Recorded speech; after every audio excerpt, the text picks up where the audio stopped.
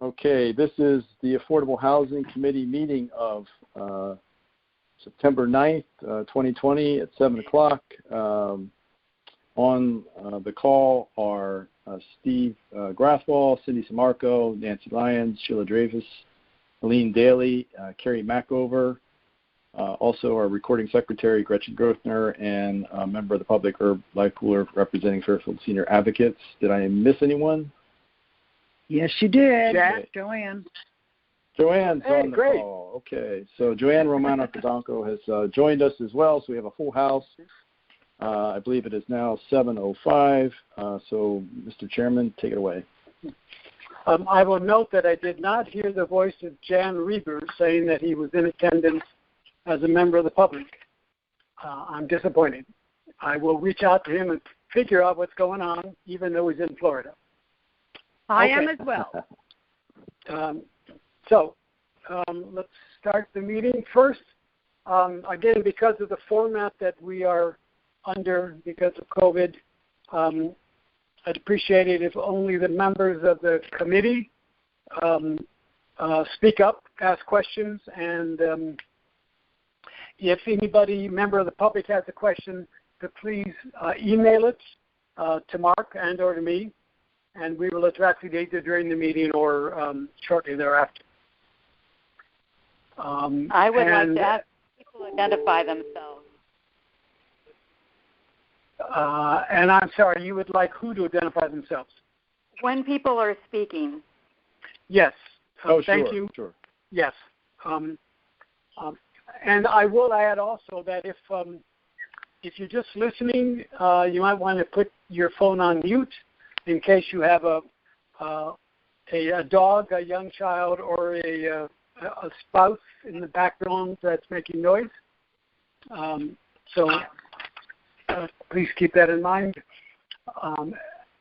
Just before we started, I was talking about the package for the meeting that is online, and if you wanted to look at it, it's got the accessory dwelling unit information, the moratorium point information, and info on 350 Quincy Street.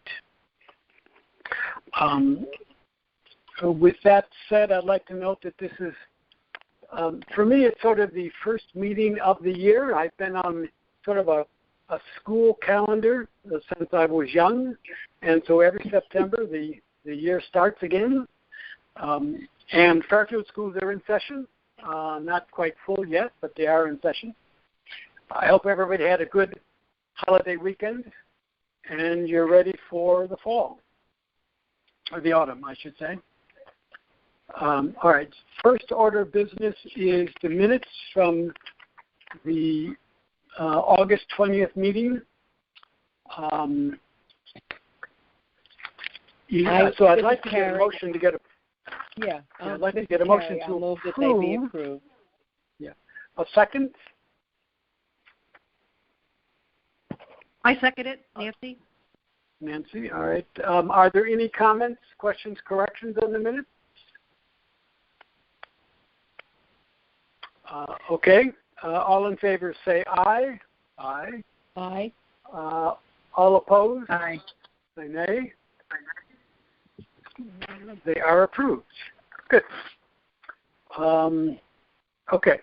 The first real item on the agenda then is an update on the accessory dwelling unit information. And I know that Herb is on. Carrie, if you could just give us a little update, and Mark, maybe you could fill us in on where things stand with planning and zoning. Carrie? The update is, Mark went ahead and has made the application to planning and zoning, and I hope he's got some dates to tell us. I will tell you one more other thing that I just found out. I still have friends in Westport Planning and Zoning, so today I received a draft copy of what they're considering, and it's fairly similar. They're also considering allowing accessory apartments, not accessory apartments, they've always allowed that, but freestanding structures. And it's not exactly the same as ours, but it is very similar. There are a couple of big differences. One is right now the accessory building or structure shall not exceed 650 square feet of gross floor area, and we, of course, had significantly more than that. They had a requirement: accessory dwelling unit must be designed to preserve and maintain the single-family residential appearance. We had something like that in at one point. We took it out. They had an additional thing, which is no additional curb cuts shall be created to serve an accessory dwelling unit, and access from public right-of-way shall serve both the principal and accessory units. And they had, this is significantly different. We just didn't address that at all. They had no accessory building or structure shall be occupied or used as a rooming unit or a dwelling unit for a rental term of less than 6 months. We had, in accordance with our zoning regs, we had put in 30 days, but I noticed that Jim had posted something to the planner's listserv inquiring about that. I haven't seen that yet.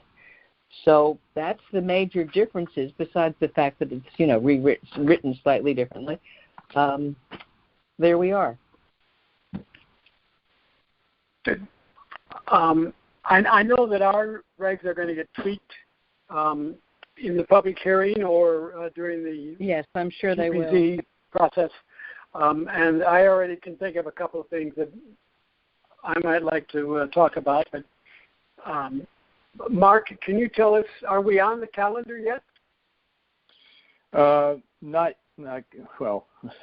We're on the agenda on the 15th of September for referral to a public hearing. So they'll accept the application that I submitted on behalf of the Affordable Housing Committee, and the Planning and Zoning Commission will then refer it to a public hearing at a date yet to be determined.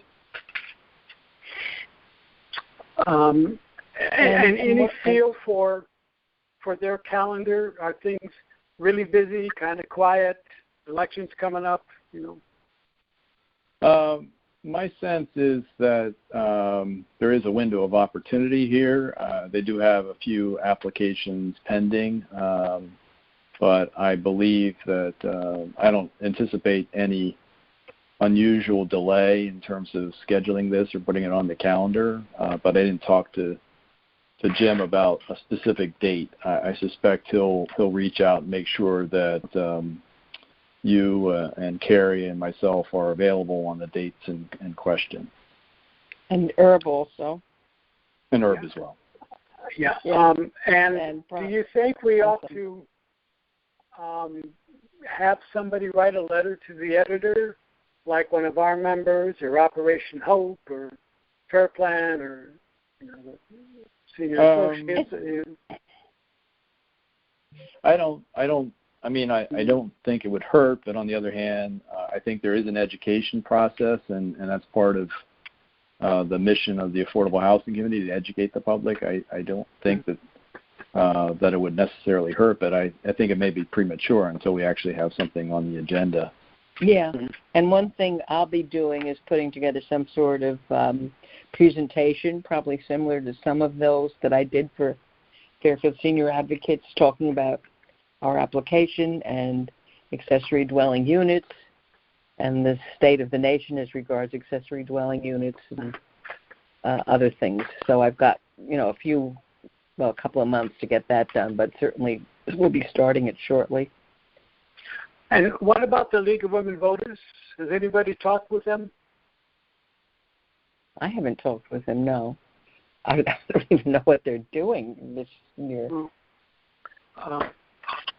Okie dokie. Well, I'll reach out unless somebody has a personal friend over there.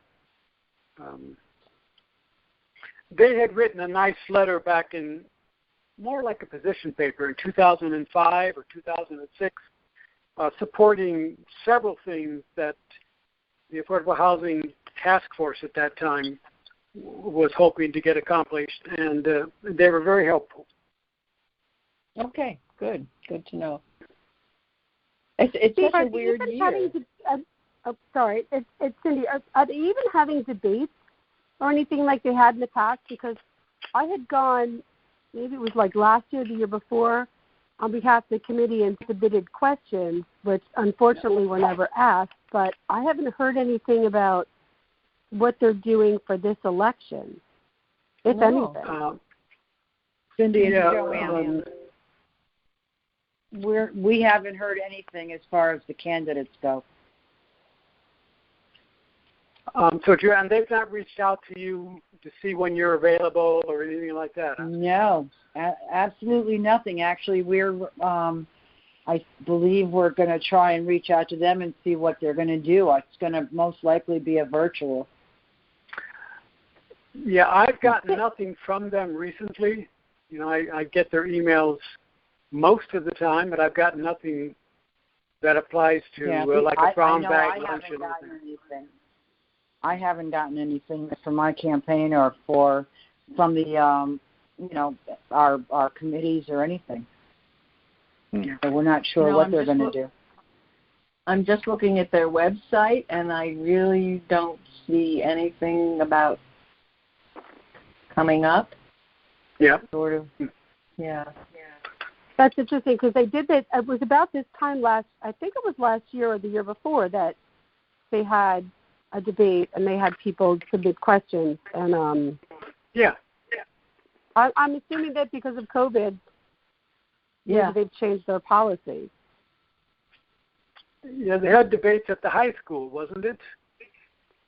It was at the high school, and we went, and you had to submit a question on an index card. And unfortunately, I submitted several questions. They were never asked, but but it was at the high school with all of the candidates.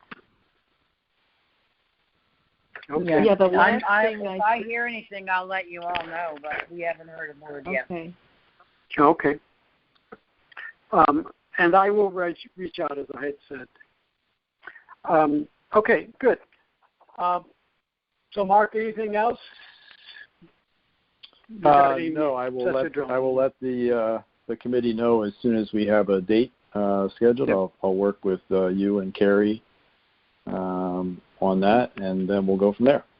Yeah.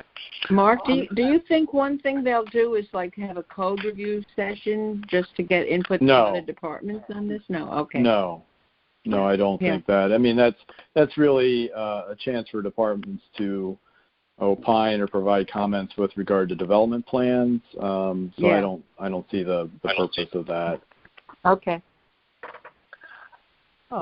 And let me go back to the beginning. One thing I should have mentioned, and Helene, you can jump in if you have anything to add, but everybody I've talked to, both on the ownership and on the brokerage side, just says that the real estate market is crazy, that rentals are really hard to find, homes for rent, and that sales are just going through the roof.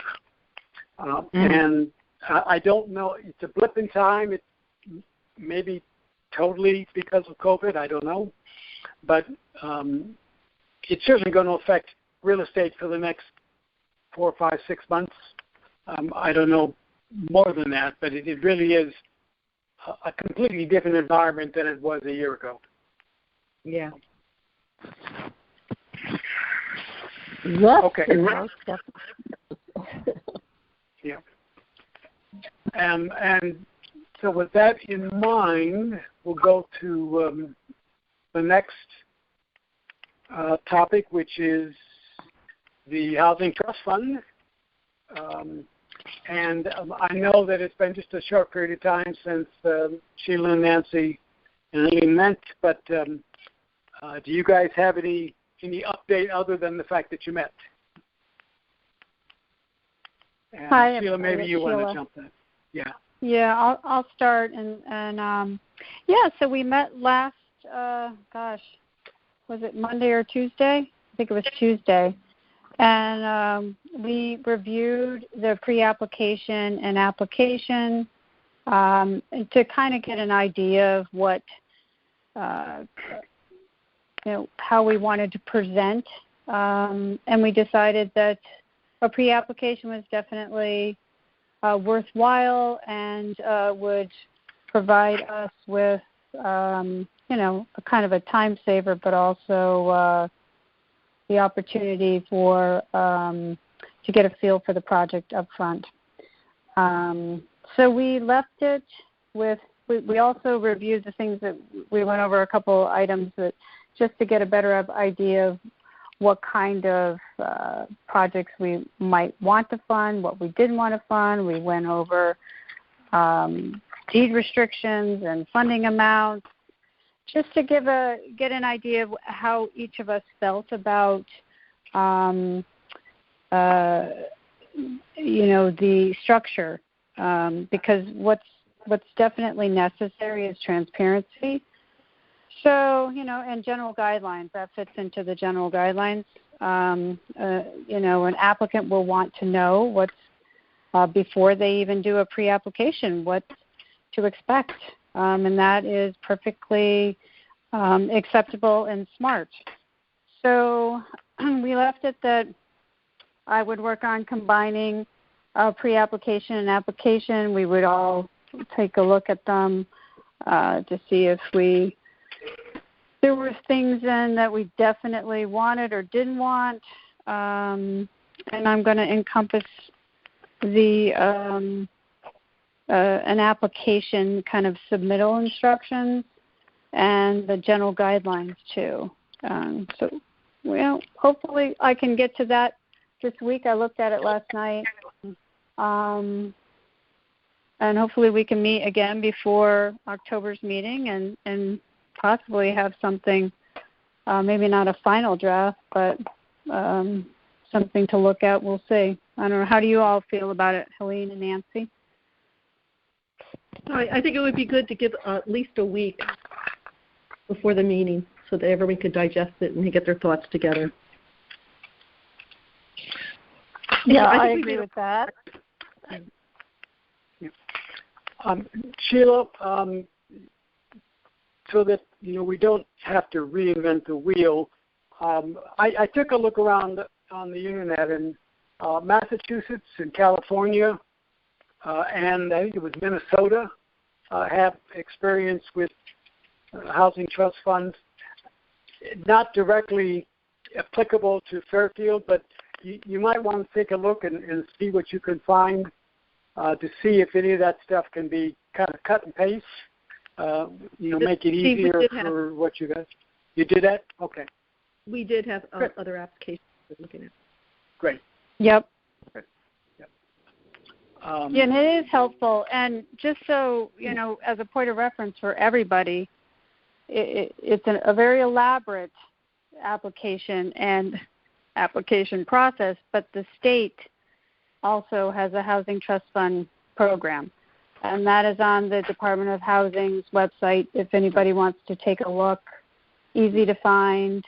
But it would give everybody the idea of the extreme you can go to, and why some things are necessary, but maybe not to the extent that the state would have to go, because of course they're looking at lots of money. So that's the Housing Trust Fund, the Department of Housing as well. Yeah, Sheila, to my knowledge, the Department of Housing has it, but has never funded it. Maybe they did in the past, but I've never known them to distribute any money. Well, that's not really what we're talking about. We're talking about examples of applications, and what to use the money for. And it's the housing trust funds are, one of the reasons they may not have is because it is so daunting. I mean, it's just crazy I thought HUD had a lot of paperwork. It's overdone, but again, the basic parameters are there, and that's really what our committee members need to be comfortable with. Understanding what to ask for, feeling comfortable with it up front, but also the idea that we, and Mark and I both have, and maybe somebody else have had experience with and have written application criteria in which you actually review the application with, experience and such. And so that's really important for each member to have too, and that's the after you take in the application. So it is a process, but it actually applies to a lot of, development in general. So It's good to know. Yeah. And Sheila, this is Celine. You're also speaking to the fact that we debated back and forth as to whether or not to go with a pre-application plus an application. And at one point we said maybe we should do away with the pre-application, but looking at it further, I think we all agreed that the pre-application is a good thing from both perspectives, from the applicant as well as the receiver of the application. So because it is such a daunting process, we don't want to discourage anyone. And then it could just kind of gets you started, get your foot in the door, and to then take it to the next step of the actual application, the full application. So we did think it was a good idea to do both. One of the big differences, and that would be a short pre-application with kind of necessity things there. Steve, you gave me some the Fairfield, and I think it probably came from Mark or the Housing Authority. So you guys are probably familiar with that. But it's a nice, concise little pre-application, and they shift some things around. But we don't want to over tax anybody, but there are things we should have up front and know up front, and we might as well not waste anybody's time. So yeah, and I agree with that, Sheila. And I would really like to get this going and get an announcement out there and get the pre-apps in so we can see what's available, to see what kind of creative ideas folks have in our community. So. Yeah, I agree. I totally agree. On that note, Mark, I just wanted to just double check. This is all worth we are going to have some Housing Trust Fund to actually award. I mean, we're not.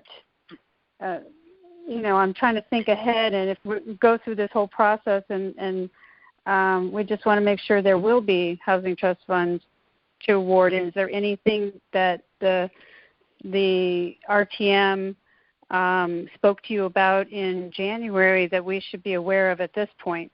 Any feeling that I'm aware of. Okay. And I think they're looking for a recommendation from us. Yeah.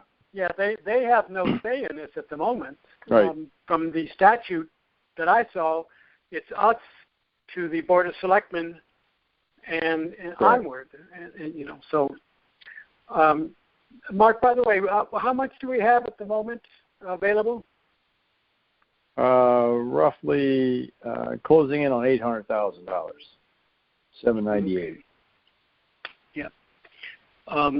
And so, Sheila, that's a bucket of money that cannot be taken for other purposes. It's a dedicated lockbox, and there are ways to augment or multiply the effects of the financing, which I think maybe Mark will get into when he talks a bit about 350 Quincy. So. Okay, great. Yep. Okay. Moratorium status. That was in the, I'll call it the Dropbox, but it was online that Mark had sent out. You want to give us a quick update, Mark? There isn't really much change to note. I think I made reference to it in the last meeting. We did have a code review meeting for a project at 4185 Black Rock Turnpike, which is the former plant factory site. It was approved for a medical office building, never built. The owner of the property has since made a pre-application for a 94-unit set-aside development under 830G. Hasn't made a formal application as of yet, to my knowledge, but intends to do so. They were still, when I last checked, they were still before conservation inland wetlands, although I believe that they were likely to get approved because it really didn't materially change the footprint of the site in terms of disturbance limits. So it's really a land use question. Even that is limited given the application of 830G.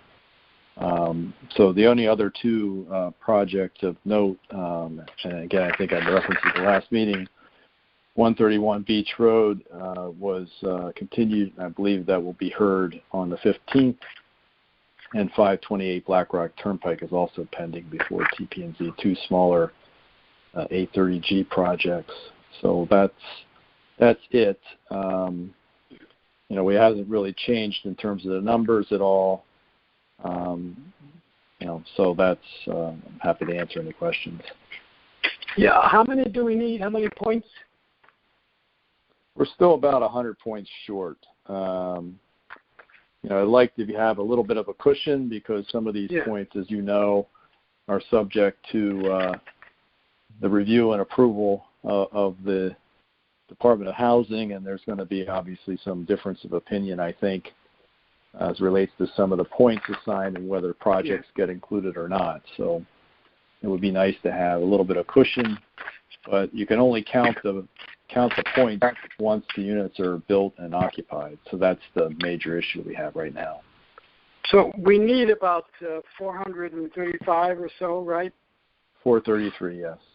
433, and we've got already in the bucket, we've got 345 or so? Roughly, yep. Yeah, so we're getting real close. We are. Yeah. Okay, and Mike Santoro is the king. He decides whether or not. He is. Yeah. Well, there's I guess there's kings above Mike Santoro, but he's the first. He's the gatekeeper, and has a lot to say about whether these projects count or whether how much they count. Mm-hmm. And when I say close, I think as you look at the development process, when things go into construction, you can anticipate a 12 to 18 month construction window. So even projects that are in construction, it'll take some time for them to be CO'd and then occupied, and at that point, then we can count the units. So even though we have enough points in development, we're just going to have to wait for those to be completed, which could be a year or so. And Mark, this might be a good time to talk about Philip Hood and the email that he had sent us. Yes, and I should, while we're still doing this format, and it'd probably be a good idea regardless to have an item on the agenda for correspondence. And I neglected to forward his email previously. I apologize for that. I read it and then forgot to send it out to folks, but did forward it, and I composed a response today acknowledging his email and providing some information. He makes a number of good points here. So I just wanted to acknowledge Mr. Hood, who did send in his thoughts with regard to 830G and housing development and how that can potentially alter the character of the community and his concerns about that. So I believe today, too. Sorry, go ahead, Steve. Go ahead. No, go ahead. Well, I was going to say, and I probably should hold this until the next item, but we also did receive an email today from Mr. Sweeney, who, as you know, has the property at 995 South Pine Creek, and he wasn't in favor of our allocating funds from the Housing Trust Fund or acquiring property at 350 Quincy. So I think that went out to the full committee. I didn't get that. You didn't? No, I did not. No, not either. So I didn't either. So I'm not sure it went out. Me neither. What we did get, we all got letters. Oh, you did? Okay. We all got letters on August 24th. Yeah. sent to our homes. Oh yeah, you did. I didn't. I don't recall getting mail to my home. Yeah. Yeah. So I'm wondering if the letter and the email are the same, because Mr. Well, I can read. I summarized it, but Mr. Sweeney doesn't mention the 350 Quincy in his letter. Do you want me to email this to you tomorrow, this letter? Sure. Yeah. Yeah, I'll scan it and send it to you. Yeah. First, I wanted to mention that Philip Hood he lives near Quincy, by the way, just one street over. And oh wow, that's right, Fox Street. On Fox. His comments have been echoed for a long time in the community, that most people outside of the Affordable Housing Committee agree with the goals of affordable housing, and it's just how it gets implemented is difficult, and 830G is just a difficult way to do it because it overrides urban planning considerations and neighborhood considerations. But at the moment, there's not a lot that we can do. And to get beyond 10% affordable or 30% affordable, as Mark had pointed out, it's extremely difficult. It is theoretically possible, but it is very difficult. Yeah. And I do want to just mention one other thing that you had in your email to Helene. You talked about Stone Ridge, and Stone Ridge to me points out a difficulty that communities like Fairfield and other smaller towns have. That there's a lot of money at play at this, and developers know what they're doing, and they can hire the best consultants and the best attorneys. And not all the communities are really ready for that. And Stone Ridge was proposed as I believe it was mixed use, Mark, with X percentage senior housing and mixed X income percentage senior housing. Yeah, not mixed use, mixed income, right? Yeah, mixed income. And then after it was approved and the factory was knocked down and it was being built, they came back and said, oh, gee, we can't do that. It's against fair housing regulation. And I don't believe that they just discovered that. I don't want to be cynical, but I kind of believe they knew that all along. And so now it's 70 units. Yeah, those two developers, your instincts are correct. Yeah. Sorry. Yeah. So, okay.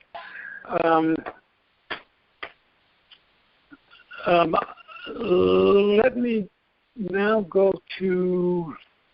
Sorry, hang on a second, guys. I'm just checking the agenda. Moratorium status proposed developments, Mark. You talked about the plant factory. Nothing new that you know of other than that? Those are the three that I mentioned. There is one other project that is thankfully not an 830G project, but does include housing downtown at 15 Umpqua Road.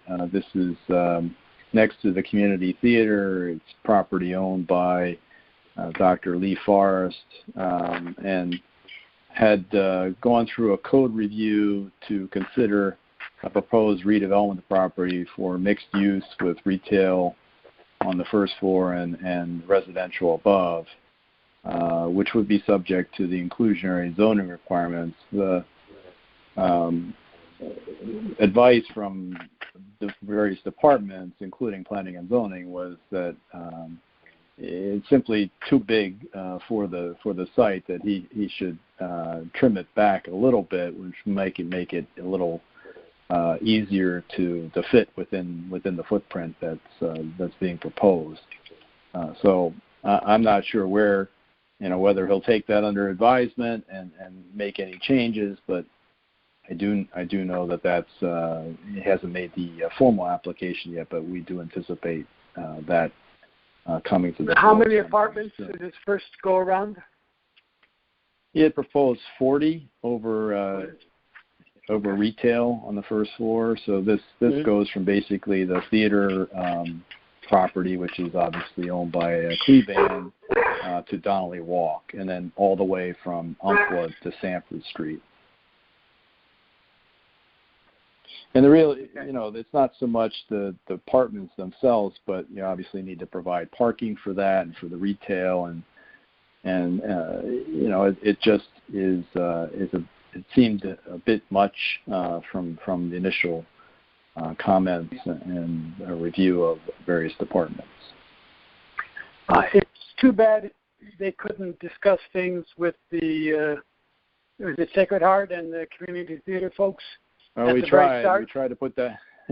To put that one together, but he wanted to go out on his own. He's not really, I shouldn't say that. He opted for a different route, but we did try to partner him with that. We thought that it made sense at some scale to aggregate those parcels, and maybe you could do something really nice there. But he opted to go it alone. Yeah. Okay. All right. So let's talk about 350 Quincy and the potential first use of Affordable Housing Trust Fund dollars. Okay. So I think most of the committee is probably aware of the origins of this, but I did provide a recap in my memo. The town had acquired the property from the U.S. government back in 2004. We basically made some modest improvements, but subdivided the lot into 22 affordable home ownership units. 4 lots were eventually sold to Operation Hope, which developed duplex style housing, rental for permanent supportive housing on the back half, and then a portion of the site, 2 lots, were the units were knocked down, and that property was subsumed into Veterans Park. So we do have a deed restriction. So we went through the process of selling them to income eligible homeowners. There are deed restrictions in place. The deed restriction provides for those to continue in perpetuity, to be sold with resale limits to other income-eligible buyers. The town, importantly, maintains a right of first refusal, which is why we're here, to repurchase the property. Even at that time, there was conversation about whether or not we could do something a little bit more ambitious on the site. They were, even at that time, fairly modest structures, not the most energy efficient. They were certainly older type units, certainly serviceable, but they were 3-bedroom, 1-bath, slab on grade construction, utilities buried in the slab, and they were at elevation 9.7 or 9.8. The slab was their first base floor elevation, and the flood elevation at that time was 10. So even then, there was an issue in terms of their being below the flood elevation for that area. Fast forward to 2012, we did have Superstorm Sandy. The units themselves escaped major damage for the most part. The area was flooded, but the homes themselves didn't suffer significant damage. But because of that, we saw flood insurance premiums rise exponentially for those properties, which was already concerning, given propensity to flooding, and then with the flood insurance premiums going up, there was concern about whether this was sustainable going forward. So even then, we had some discussion from the homeowners in the development as to whether or not the town could assist in either rebuilding at the appropriate flood elevation or elevating the existing structures. We had two homeowners who were able to prove somehow that their units suffered 50% damage such that they were awarded some funds from the Department of Housing to elevate the existing homes, which cost nearly as much as building new housing, but because of the state's guidelines and rules, they basically picked up the existing house and put it on stilts, if you will, cinder blocks. So we did go through a process to solicit for development partners, hoping that we could attract some interest. We did get a couple respondents. We selected New Neighborhoods, a nonprofit housing developer, to work with us. We started the process of gaining site control, or at least options, so that we could pursue funding, and that's where we hit a roadblock because of the fact that it is in a flood zone. We ran into competing public policy goals whereby the Department of Housing from the state only wanted to participate and provide funding into a project if it resulted in more units of affordable housing, but another division of the state government, the Department of Energy and Environmental Protection, indicated that it was, and this would have to go through a SEPA process, environmental review, that you can't intensify use within a flood zone, or they strongly discouraged it. So because of our inability to secure financing, the deal kind of fell apart. And even there was some holdouts, some concern about what the overall plan would be. We had actually advanced architectural drawings, conceptual drawings to show basically what Operation Hope had done. A little bit larger, 3-bedroom, 2-bath, townhome-style units on the site. And the proposal would be to the town to retain ownership of the underlying land and then structured as a condominium development. So we continue to receive inquiries from homeowners anxious about increasing flood insurance premiums and the ability of them to sell the property at some point in the future, and whether or not they'll be able to do that. Unfortunate thing, in order to keep it affordable, it places a limit in terms of the amount of homeowner improvements that can be done on the property. I think I included in the packet a copy of the restrictive covenants. We basically cap those at 10% of the purchase price of the house. That can be reset, but they also run into another issue, which is you can't exceed 50% of the value of the structure without having to flood-proof or elevate and comply with flood insurance requirements. And that obviously is cost prohibitive, especially when you can't recoup that from future sales. So that's the background. I did have a conversation with Ms. Headley, who has been talking to me throughout the last several years.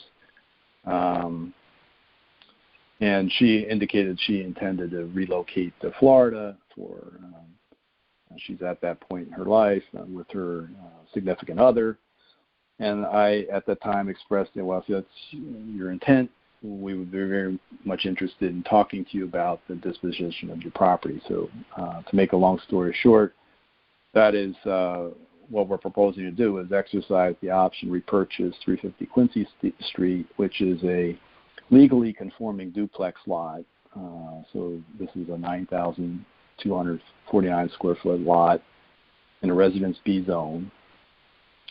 The proposed purchase price is $295,000. That is within the maximum resale price, which is based on the percent increase in CPI plus any homeowner improvements.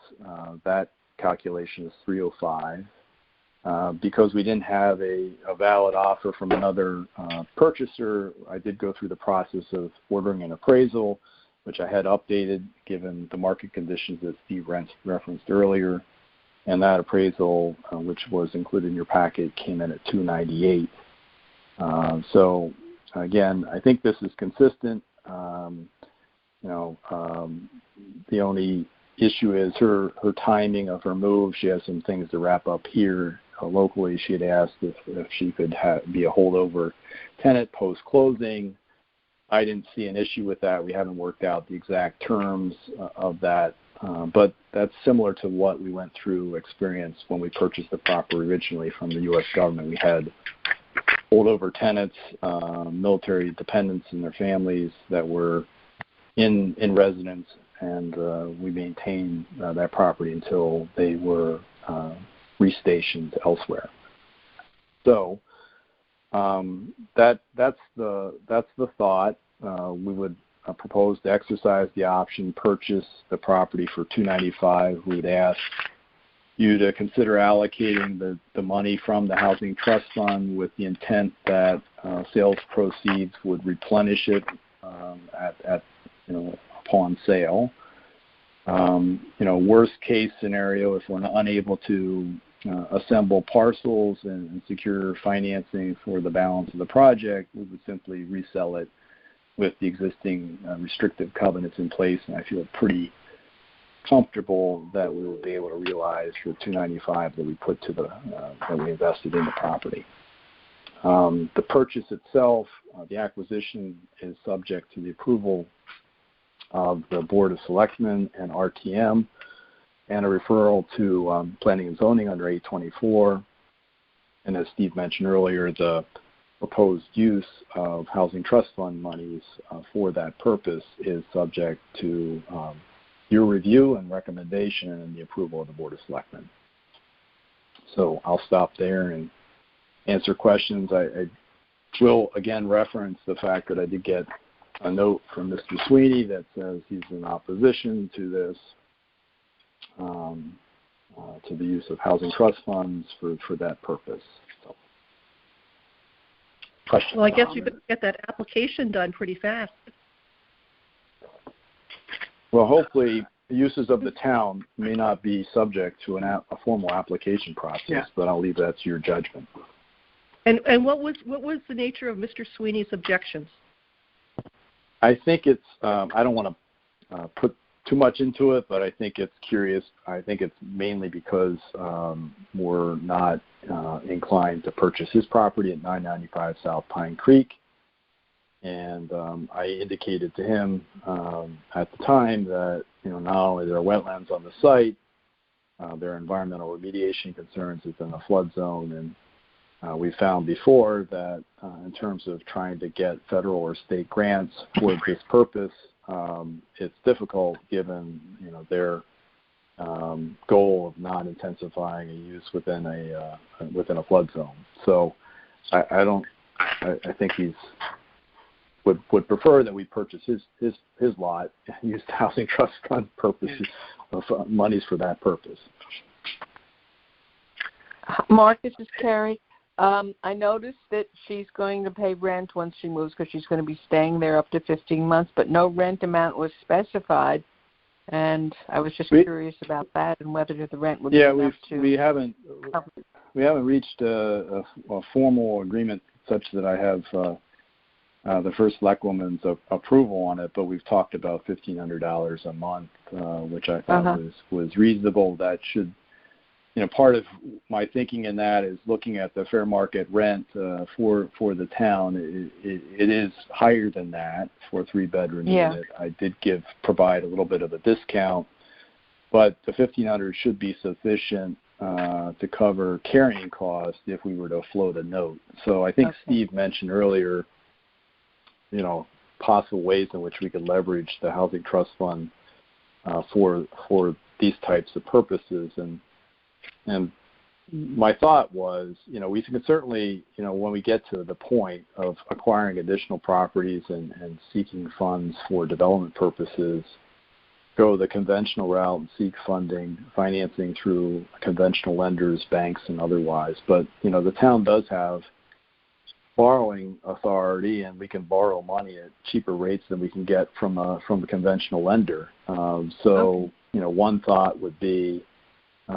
using the Housing Trust Fund to essentially pay the principal and interest on the note and use the borrowing authority of the town to do this. And I would propose to recapitalize the purchase price of the $295 plus any other properties we were able to acquire as part of this overall redevelopment, and do it as part of a bond issue. Now that would require not just the approval of the Board of Selectmen and RTM, but the Board of Finance as well, and I just simply didn't have the time within anticipated closing on October 1 to do that. So I'm asking for your authority to front the money with the intent that if we were able to go forward and acquire additional lots and go forward with redevelopment, then we would need to borrow monies, and I would hope that we would do that through the town's borrowing capacity, which is will have much better rates than what we could secure elsewhere. And then I'll need to obviously present a whole development proposal to you at that time. I mean, that's not the only option, but that would be one option to do it. And okay, Mark, let me put that in context for a second. That if we were to borrow money based on the town's capacity, it might cost us $10,000 a month in debt service, but we could borrow $4 million for that $10,000 a month. And currently we get what, $30,000 a month, $40,000 a month in additional monies paid in to the trust fund. So that's a good leverage. We would have to run the numbers, but that's essentially the thought behind it. Yeah. And using that to pay the debt service. Now, you don't want to obviously do that until you're ready to proceed with the development plan, so you're not paying principal and interest on a note before you actually have to. But that's essentially the thought that I had, and I think that makes the most sense. The seller lost her job, right? She's unemployed at the moment? She did. Correct. Okay. Hi, this is Sheila. Yeah. Who is that, Joanne? Or I was going to say something, but you say something. Go ahead. You go ahead. Go ahead. Carrie. Mm-hmm. I was going to say, I'd make a motion to approve the purchase as outlined by Mark, and at least if we have a motion on the floor, we can then proceed with further discussion. And I will second the motion. Okay. Okay. So, Mark, going back to the beginning, I did look at the, the assessor's card and the appraisal and the deed, and I'm looking at the numbers and just, out of curiosity, why wouldn't we be paying her the $302,452? We were able to negotiate a lower price, Okay. So I think, I think my point to her was we're saving her some time and expense by buying it directly without, and no offense to anyone on this call, but without, you going through a realtor, and she won't have to pay commission on the sale. So there is that. So that I think that in terms of time and expense from that standpoint, I think she's making out okay. If she were to list it, she would have to pay some type of commission on the sale, which would reduce her net probably at least to where we're at. Yeah, I understand what you're saying. So I would be in favor of charging her less rent for that reason. I understand what you're saying, but that would be my thought on the rent. I came up with the 15. I was just going to say, with regard to the 1,500, I just ran some very quick numbers back of the envelope. If you were to take a 20 and just on $295 20-year note at 2%, which is probably conservative as to what the town could borrow. The principal interest, the debt service on that is about $1,500 a month. So I'm sure you can work the numbers better than that, but I thought that was a fair number, again, based on what the fair market rent is. Oh, are you proposing that the town take the mortgage out and pay back the $295 to the Housing Trust Fund? Is that what you just said? What I'm proposing is we've used the Housing Trust Fund monies to purchase the house for $295, and assuming that we move forward with the redevelopment, we would recapitalize that $295 as part of a bond issuance to finance acquisition of other properties in the development. So that will get folded in, and the Housing Trust Fund would essentially be tasked with paying the debt service on that note. Failing that, if we're not able to acquire additional properties to secure financing, or it just doesn't make any sense to move forward, we would resell the property as is, with the existing restrictive covenants in place, and I would propose that the sale proceeds go back to the Housing Trust Fund. So, and I guess the risk would be if we were to sell it and get less than $295, and I don't think that's a pretty high risk. I think it'll be close to that, if not more, by the time if that worst case scenario should roll around. But there is a scenario where the Housing Trust Fund would pay for the interest on a mortgage or a bond of, the finance.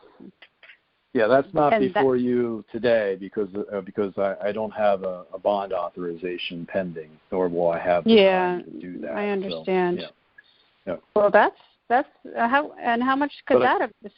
So that was what Steve was detailing. That's the amount it could possibly be. I think that's the smart way to do it, which is to use the Housing Trust Fund to basically pay the principal and interest on the note. If it were to come to that point. Right. And so that's kind of my point. If all this works out and the property on one side or the other of 350 Quincy, that's the plan, right, is possibly going to sell off, or, what's the timeline for that redevelopment? You do need to have property on either side to redevelop. What's the likelihood of that? I think it's a better than I won't say it's a near certainty, but it's a pretty good shot. We were close last time around in terms of aggregating the lots. I've talked to some of the same property owners.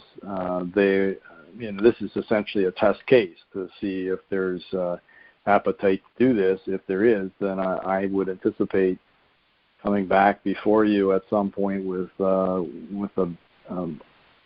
more appropriate financing plan for acquisition of additional parcels and a redevelopment beyond that. I think we'd have to find a development partner because it's not something that we would do ourselves, but having site control, and we could certainly go through the process of getting it appropriately zoned for the development and save on the soft costs, but then we would not need to find a developer or builder to do it.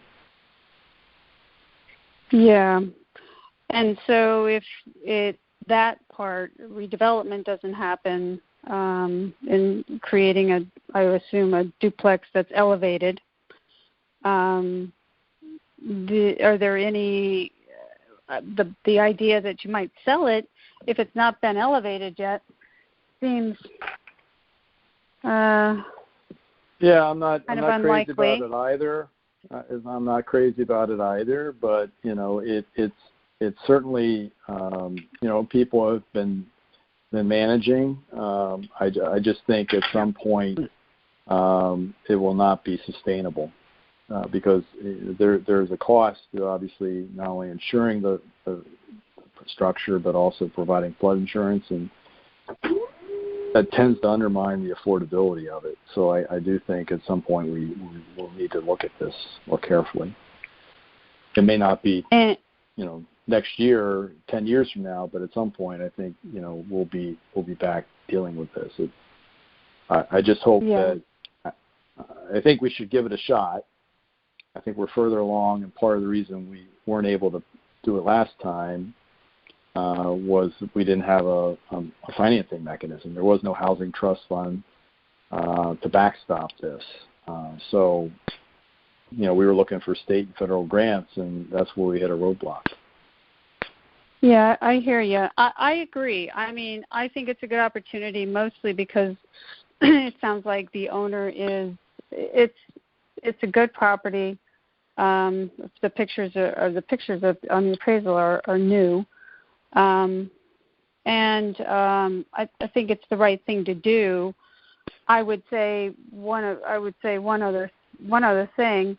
Wouldn't it make more sense to use CDBG acquisition funds, and so that we could use housing trust funds for an elevation and possible redevelopment, even if it's not of a duplex? It's one. It's possible, but again, the timing. I would anticipate there being some CDBG monies in this deal at some point. But as you know, the community development block grant funds that we have available are fairly limited. We don't have the same flexibility to use them to pay off a debt service note. We will have demolition costs. We've used them before for demolition purposes and remediation. I don't expect that to be super expensive, but there will be a cost associated with that. So I do think there's an opportunity to do that, to use CDBG funds to in the funding mix. Right now, it's really a question of timing. Yeah. Sheila. Acquisition funding is great. Sheila, let me just interject. Sure. Good questions, but can we see first if anybody else has a question, and then we can come back to you? I hope of course. That's okay. Yeah. So, Nancy, Joanne, Cindy, Carrie, does anybody else have a question for Mark? Well, I think we talked about this probably, for over a year, I think, that, and it's always been part of Mark's plan, and I think it's a good plan. And I'm in favor of it. That area is always needed to be redeveloped or whatever, and I think it's part of Mark's vision, and I'm in favor. Okay, and that was Cindy, right? Yeah, that's Cindy. Sorry. Yeah. Okay. Nancy, Joanne. I would agree with we've talked about these properties so many times, and now that the opportunity presents itself, I think there should be a way we can do it.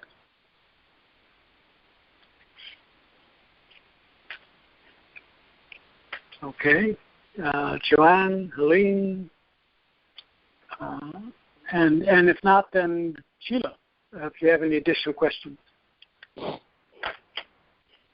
You're sure nobody else does? Well, nobody's spoken. I have a couple, but I'll wait. This is Cindy. Mark, haven't you considered all these other options about additional fundings? And I'm sure that's why you're coming to the committee saying, this would be a good opportunity for us to use the Housing Trust Fund.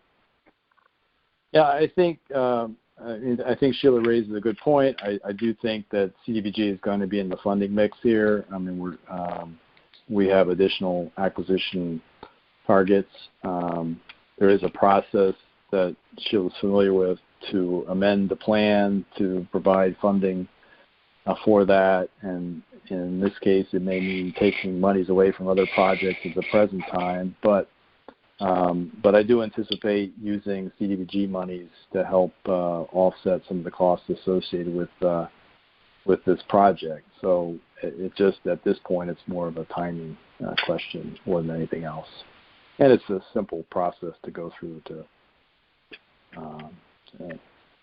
do it this way. Yeah, I'm all in favor of elevating those properties. Back in December, I I mentioned that, and with the caveat that even with housing trust funds to buy a property, acquire a property, as we're talking about right now, so that we can help the existing homeowners, the other homeowners on that street, on Quincy Street, elevate their homes. I'm in favor of funds to pay their flood insurance for a year from Housing Trust Fund. These are all income. Well, at the time they bought it, they were income eligible, but it is a deeded property. The one other question I have is if all else fails, would you demolition the property or would you rent it?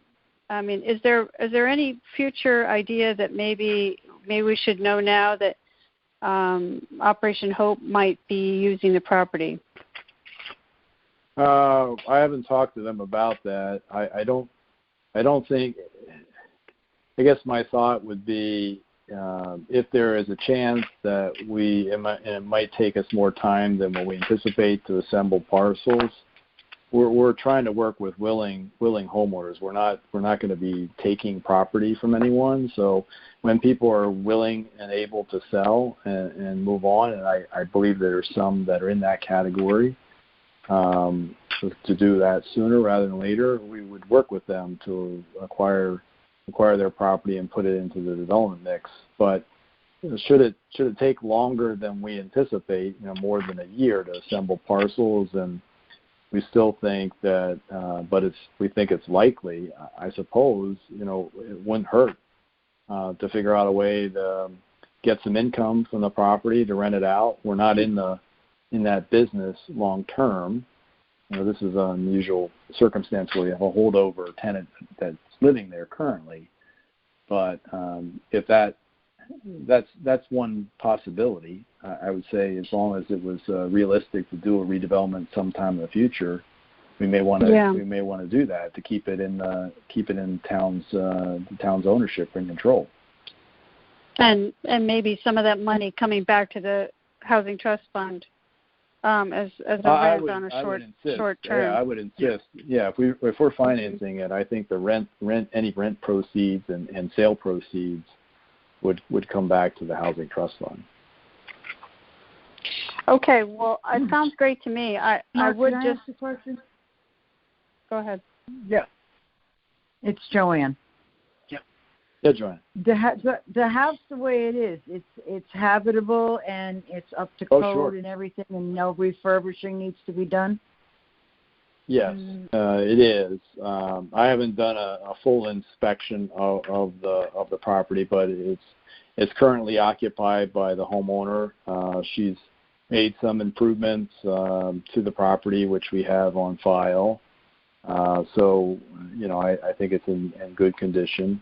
Certainly habitable, and I mean, just in hindsight, my concern would be to have somebody do a complete look through and see if there really, in fact, may be things that need to be upgraded before you rented it. You know what I'm saying? See if we have to put out more money. And that might too be a potential. We used the CDBG monies in the past when we acquired the property from the military. There were some units that needed a new roof or a new boiler, and we used community development block grant funds, as Sheila suggested, to do that work. So that's always a possibility as well.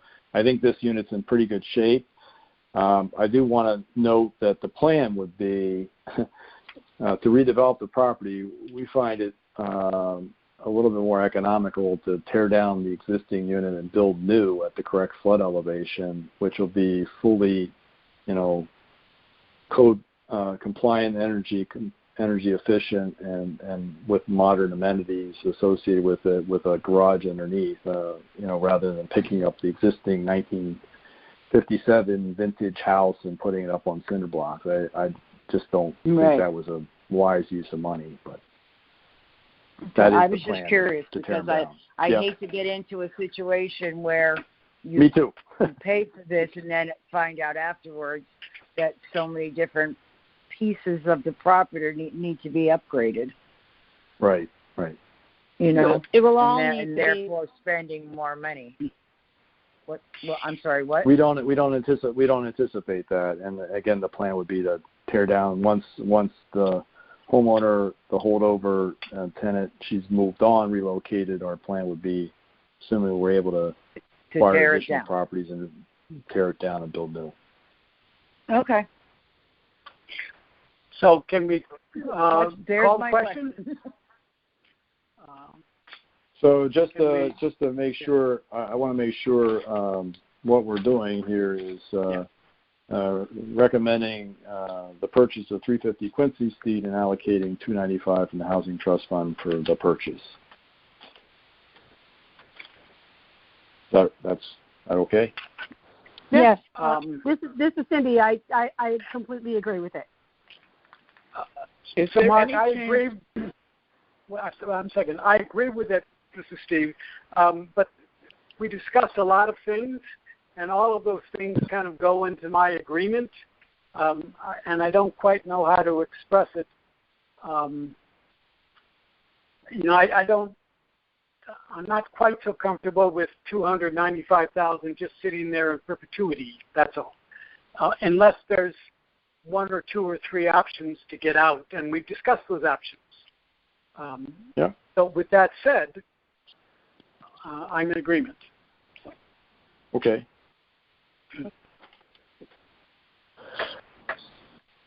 I'll review the same options with the other parties, so we're very clear. Can we have those options kind of drafted out in the minutes a little bit so that we, in our notes, I've made some notes, but yeah. Yeah, I'll make sure that the minutes reflect the various options we talked about. Thank you, Mark. So I think we can just have like a show of hands, a unanimous, I think. So those in favor, say aye. Aye. Aye. I think we should identify ourselves for saying aye, though, right? So that Gretchen knows exactly who's saying aye. Was anyone opposed? Yeah, put it that way. Anybody opposed? Yeah. Hearing none. Gretchen, can you just note who was in attendance and that everybody then voted in favor? Okay. And I'll get the other information to you, Gretchen.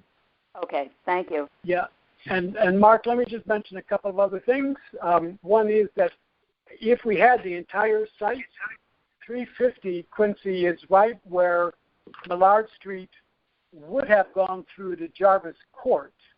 And so there might be an opportunity for a kind of a better traffic flow if we had all 20 units available, which we won't. That's one. Number two, if we had nothing else, no other prospects, maybe we would just rent the housing to a teacher for a few years, fix it up and use it for teacher housing or municipal employee housing, like the article that I sent around, like they're doing in California.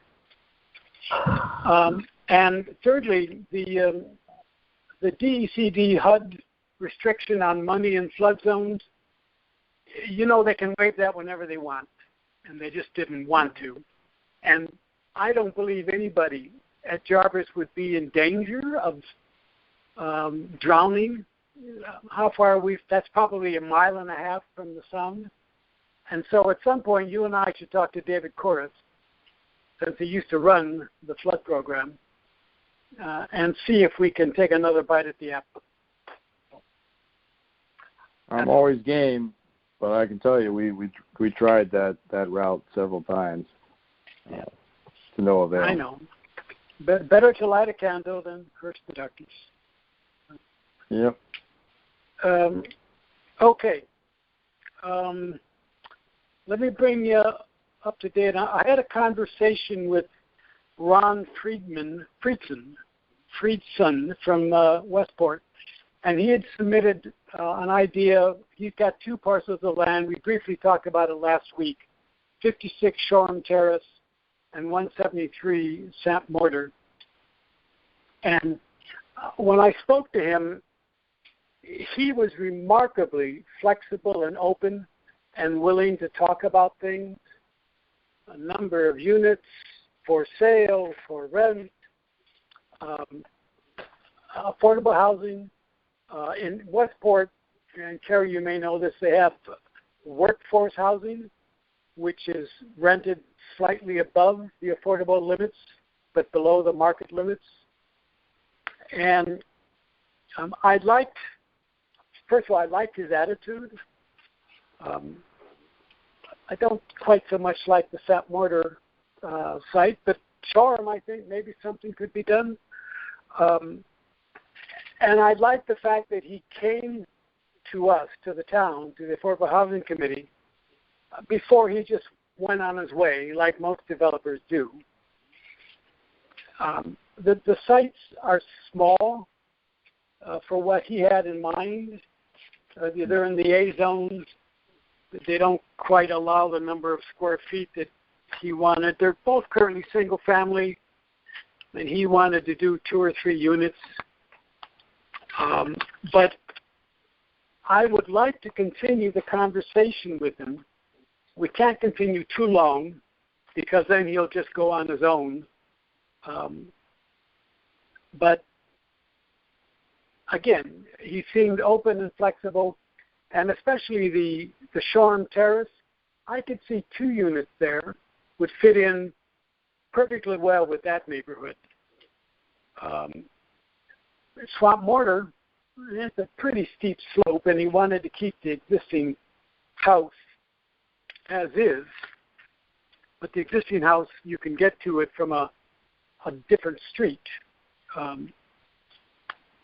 So with that said, I'll meet with Ron, maybe walk the properties, and just see if there's something more neighborhood friendly that we could come up with that would still give us a unit or 2 of, if not affordable, workforce housing. And in my definition of workforce housing, it's starter homes. It's people out of school or, blue-collar jobs, the kind that Fairfield used to have a lot of. But every time they come up for sale now, they get knocked down and become McMansion. And we need more workforce housing. So we do, but Westport zoning regulations, they have a whole section called workforce housing, and it's shown on their map on the Post Road. And, I haven't looked at it recently, but it does exist as a separate zoning section. And maybe these would be accessory dwelling unit housings. I don't know. But Steve, again, I liked his approach. So, yes.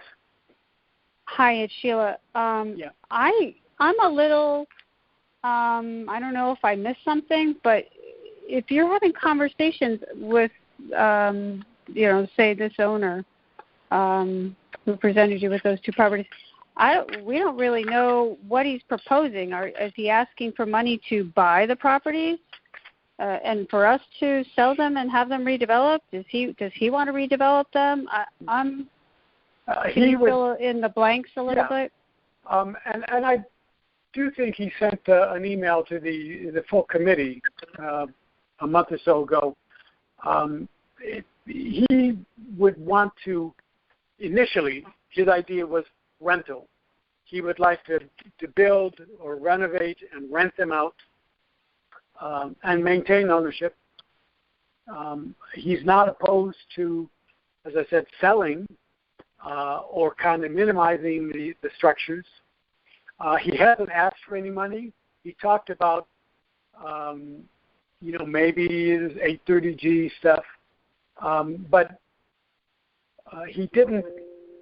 He didn't come on strong. Like, some developers say, if you don't do what I want, I'm going to apply for 830G. He wasn't like that.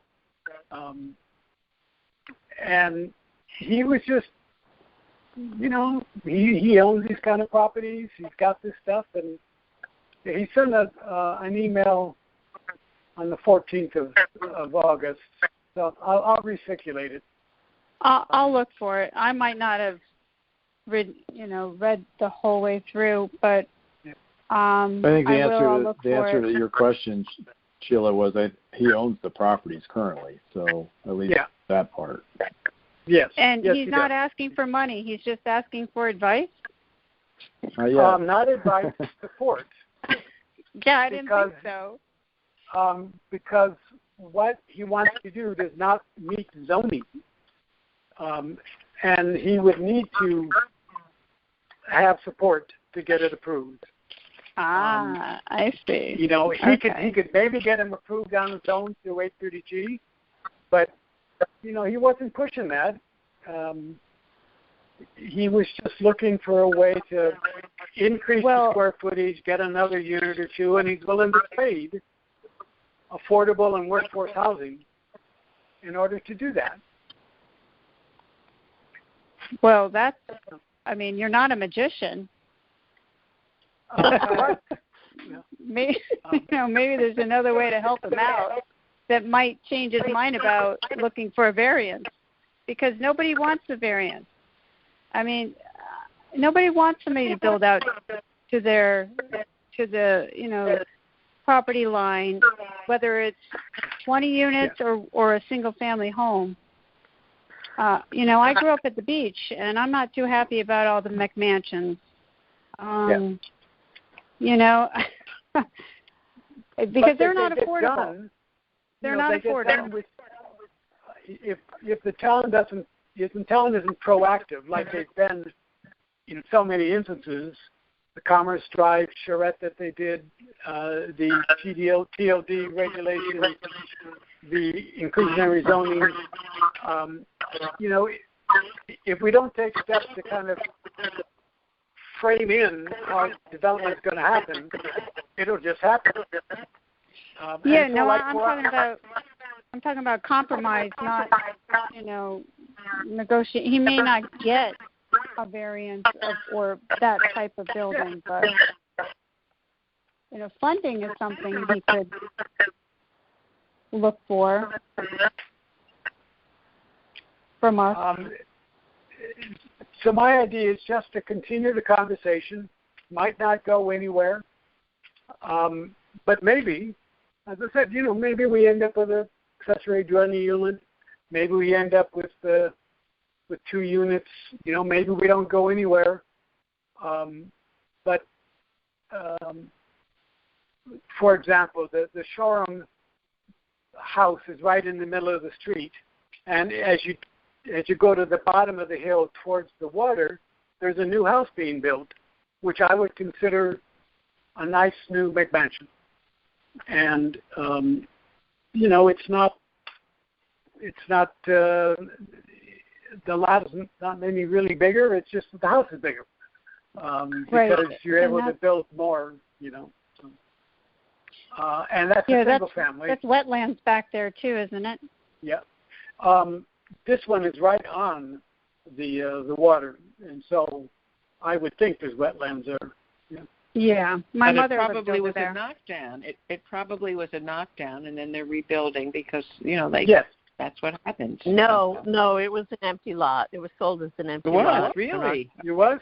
And an architect report bought it about 3 years ago, and I sold his house in Westport. Now he's developing that property for himself. Yeah. It looks like an architect's house. It's chic. It's going to be a smart house, and cool. He's put all the bells and whistles and ecologically friendly and and green, and is doing it as best he can. Yeah, great. Yeah. Okay. Okay. But that's all. I just wanted to let you know that I talked to him. I found him reasonable, and I would like to continue that conversation.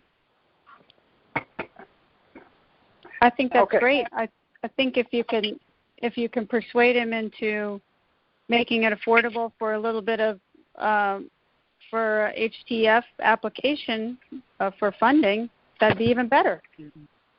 And by the way, he was happy. He would have joined today's meeting, but I didn't think it was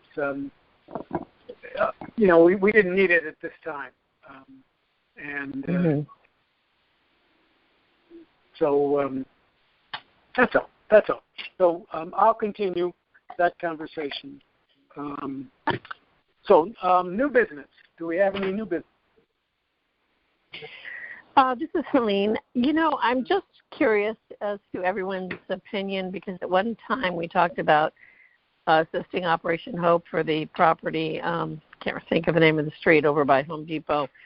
The yellow multifamily. Yes. Was it Ardmore? It was Ardmore. Yeah. Ardmore Street.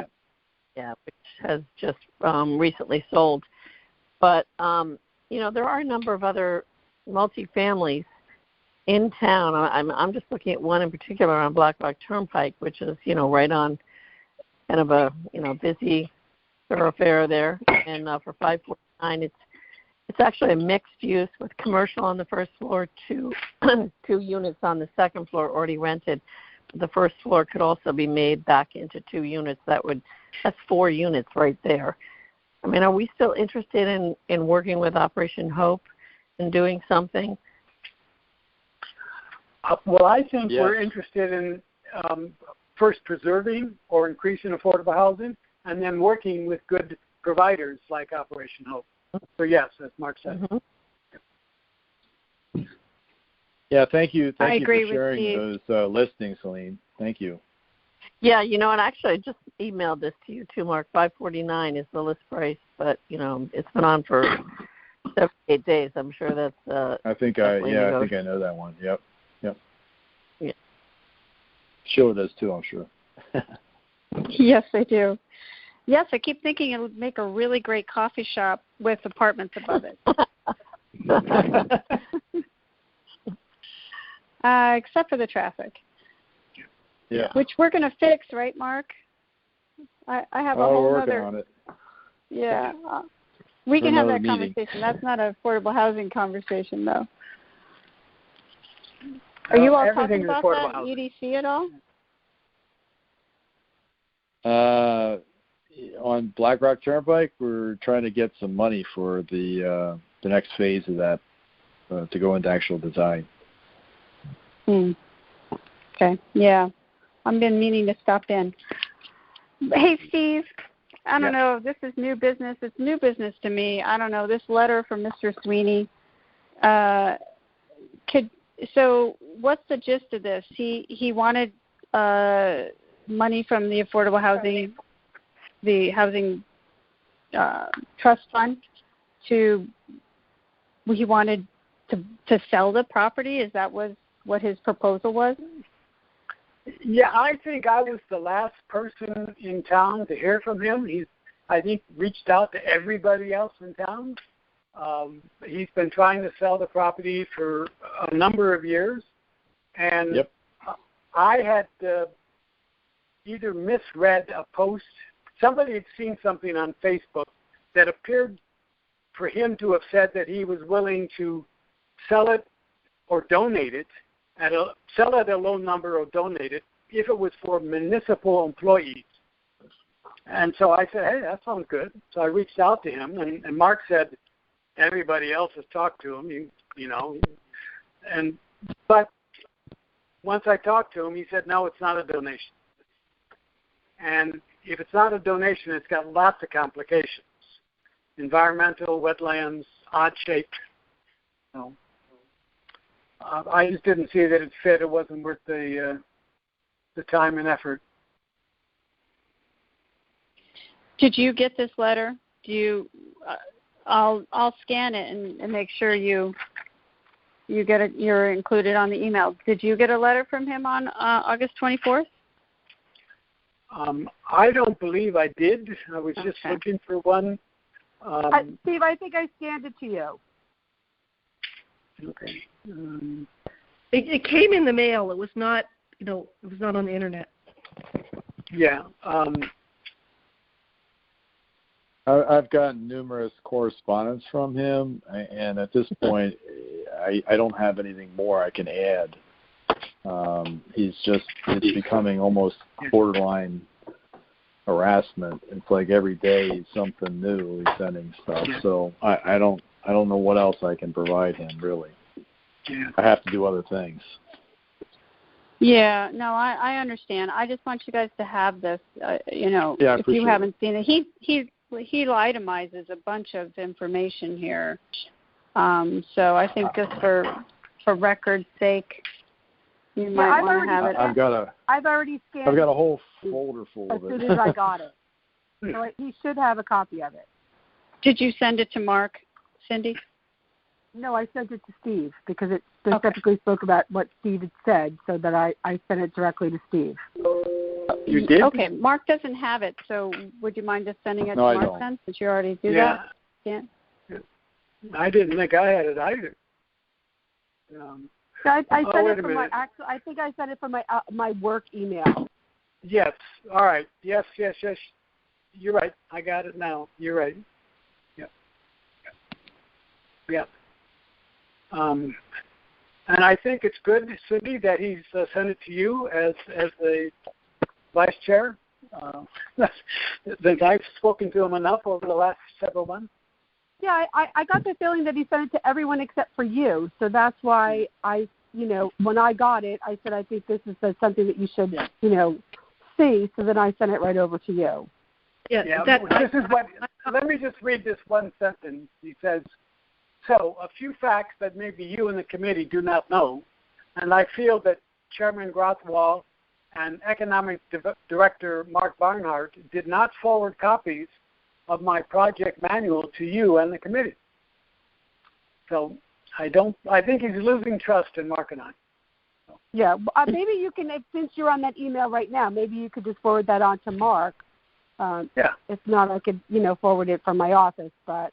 the answer is no, I didn't provide his project manual, but if anyone would like to see the voluminous amount of material that he's provided to me, you're more than welcome to stop by, and I'll arrange for a private meeting room you can review it. It's quite lengthy, and I indicated to him, based on the committee's feedback, that we weren't necessarily pursuing this, that I could return it to him, but he asked me to keep it. So. Yeah. And I've got everything, and I'm happy to share.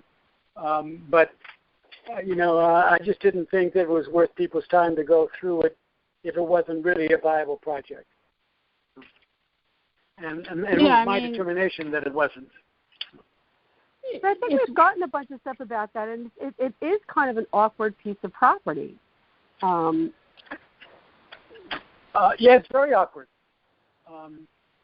What was the selling price? Or somebody owns the property next door, and if you had both of them, you might have one piece that's good, But by the way, the cousin or the aunt is not young, so the property may become available soon enough. And then they could maybe be combined. Yeah, an ADU apartment. What was the selling price? Did he say? No, maybe he did. I don't know, Mark, if you recall. It wasn't a donation, and it was more than I thought it was worth.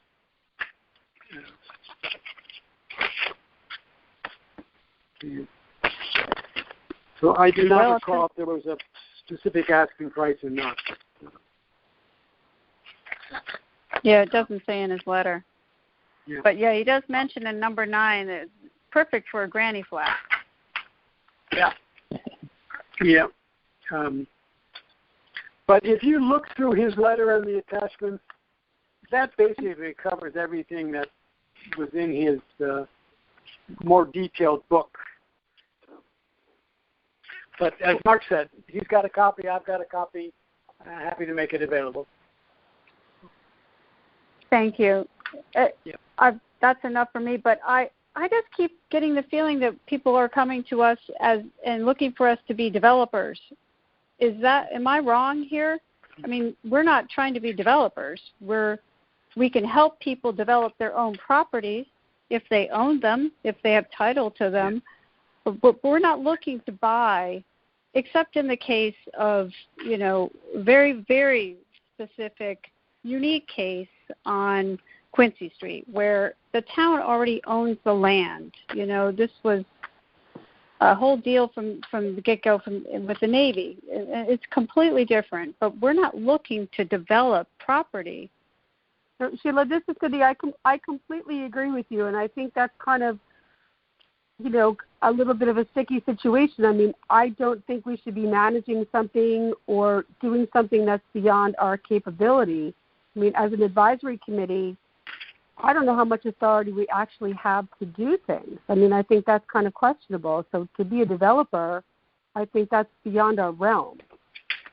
Yeah. Yeah. And I agree with that. But we do know people like Operation Hope and New Neighborhoods, Connecticut Housing. You know, we do know some people that if there was a viable site, we could put them in touch with. I don't want to discourage people from reaching out to us. But no, we're not developers ourselves, that's for sure. And we should be able to present them with a list of local area nonprofit developers and for-profit developers, you know, small builders. There's lots of small builders who are interested in, you know, single-family homes and renovation. And, you know, if we could develop a list and provide it to them saying, you know, this is not a reference, but it's a referral. I mean, I just don't see the point in making them feel as though we are in the development business. And Mark, are you allowed to have a list of 5 not-for-profits that you might hand out, or 5 not-for-profits and 3 for-profits? Again, not a reference, just a list, you know. Well, that's a little bit of a sticky wicket because you don't want to direct work to somebody necessarily, but I'm sure we could make referrals. I mean, if we knew of, I mean, this particular property has been on the market for years and made the rounds. So I'm sure if it was a real good development opportunity, somebody would have seized it by now. But you know, I think the issue there are some complicating factors here, which is probably why it's still on the market and why you know, it's looking for other alternatives. Open Space had taken a look at it because it does border open space that's owned by the town, but they weren't willing to pay earnest money for it. They were looking for a donation as well. They saw it as possible an entrance to open space that the town already provides there. So it has made the rounds.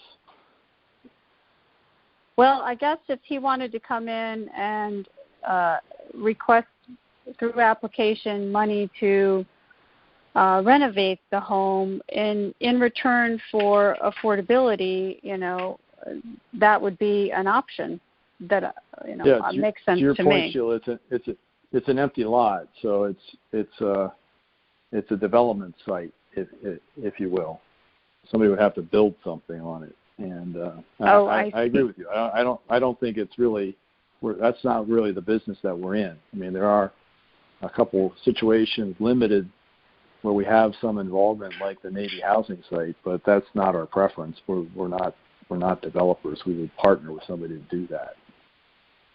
Yeah, it seems like there should be a couple local building developers, construction companies that, you know, work out a deal with them. But, yeah. Okay, thank you for filling me in.